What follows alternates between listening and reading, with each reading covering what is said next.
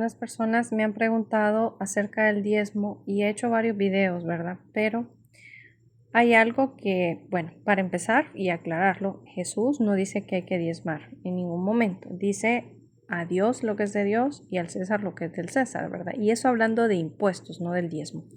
Al no existir un templo que mantener, no se puede diezmar, pero cuando ustedes ven en la trayectoria de los apóstoles, se van a dar cuenta que ellos recibían ofrendas, lo que la gente quería dar. Hay gente que vendió terrenos, hay gente que se ofrecía a darle de comer a los pobres, o sea, o donaban tiempo o donaban dinero.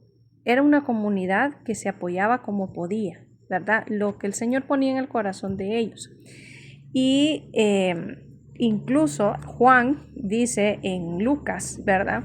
Que de ahora en adelante, dice, le preguntan, ¿qué es lo que? Bueno, aquí lo tengo. Está en Lucas 3:19. La gente le preguntaba, ¿qué debemos hacer? El que le contestaba, y él les contestaba, el que tenga 2 capas, que dé una al que no tiene, y el que tenga de comer, haga lo mismo. Y es que se trata de eso, ¿verdad? De el verdadero arrepentimiento, el verdadero amor a los hermanos, ese compartir.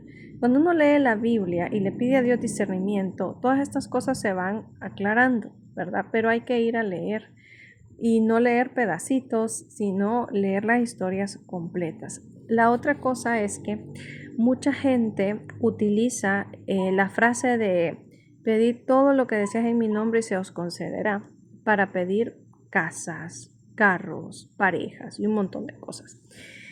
Y la realidad es que los apóstoles no pedían por casas, por carros, por parejas. Y antes de esa frase dice, si ustedes están en mí y yo en ustedes, entonces pedid lo que querrás en mi nombre y se os concederá. Y está hablando de sanar a una persona, está hablando de multiplicar el pan, está hablando de calmar el viento, está hablando de calmar tormentas, está hablando de expulsar endemoniados, está hablando de que al pedirle al Padre en nombre de Jesucristo, como quien dice, en el nombre de Jesús, que este pan se multiplique, por ejemplo, o en el nombre de Jesús, sal de esta persona, diciéndole a un demonio.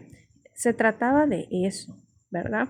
La gente que está con este evangelio de la prosperidad habla mucho de pedir y pedir y pedir lo que quieran y pedírselo a Dios y usted pídele y manifieste y sea específico con el universo, pero la realidad es que lo que hay que pedirle a Dios es que se haga su voluntad. Y hay que preguntarle, Señor, ¿cuál es tu voluntad? Muéstrame tu voluntad en mi vida. ¿Qué es lo que yo tengo que hacer? ¿Qué camino debo tomar?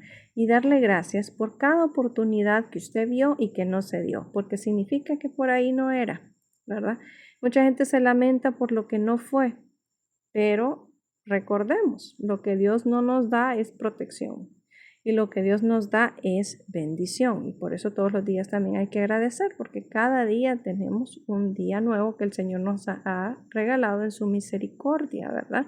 Y esa misericordia es para 2 cosas, que nosotros nos arrepintamos de nuestros pecados y para que cumplamos con nuestro propósito que Él ha puesto en nosotros cada día, ¿verdad? Si somos las personas que estamos compartiendo el Evangelio, si somos las personas que participamos en una comunidad cristiana que coordina alimentación para otras personas, si somos los que estamos apoyando en cualquier necesidad que se encuentren los hermanos, o sea, donde el Señor lo lleve y donde lo ponga y con el propósito que lo tiene, incluso en su trabajo, si usted es esa persona que de repente es la mediadora, la que cuando hay un conflicto da una palabra para calmar los ánimos o cuando hay una tristeza da una palabra de aliento, ¿verdad?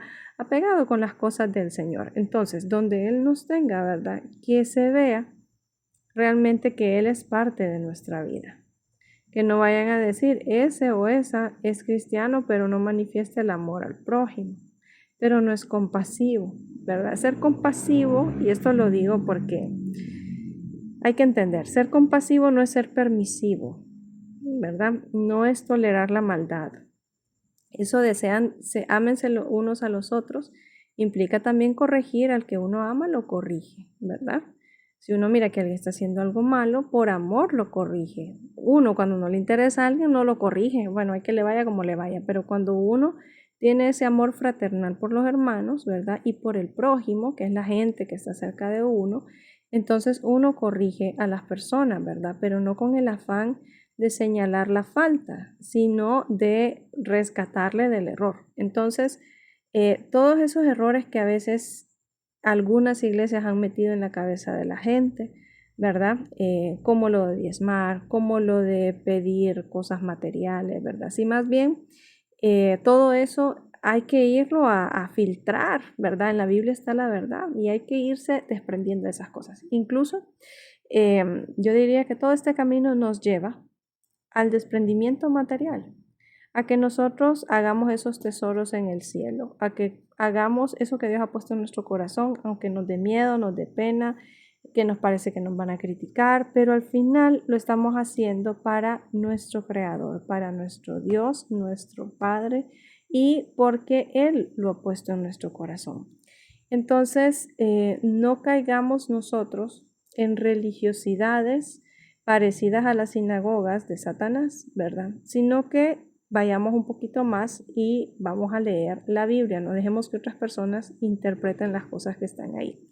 La otra cosa es que las comunidades que se reunían, si ustedes ven en las cartas de Pablo, él le manda saludos a todos sus amigos, ¿verdad? Las comunidades se reunían usualmente en casas, ¿verdad? Se reunían en casas, ahí se organizaban, en plazas probablemente, en otros lugares donde había miles de personas que los apóstoles sanaban, ¿verdad? Y cuando se habla en Apocalipsis de las 7 iglesias, esto deben de tener claro que esas iglesias vienen del paganismo, pero como ya estaba en la estructura, ¿verdad?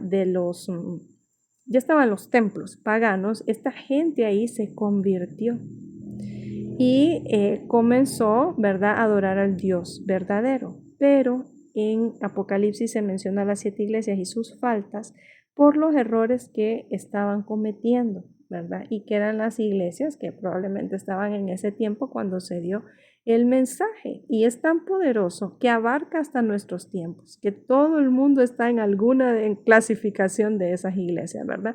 O sea, la vigencia de las palabras del Señor están hasta este día. Y él mismo lo dice, pasará el cielo y la tierra, pero todo lo que está escrito se va a cumplir. Mi palabra no pasará. O sea, entonces, nosotros, si no conocemos la palabra de Dios, ¿verdad? Desde el Antiguo Testamento al Nuevo Testamento, es muy difícil realmente que tengamos una relación con Dios y seamos obedientes. Podemos haber escuchado de Dios así como alguien escucha de Shakira, pero no significa que Shakira lo conoce a usted porque usted le sepa toda la vida. Entonces es igual, ¿verdad? Que usted haya escuchado de Jesucristo no significa que usted tenga una relación con Jesucristo. Usted tiene que acercarse a la Biblia y leer, interiorizar y comenzar a actuar como actuaba Cristo.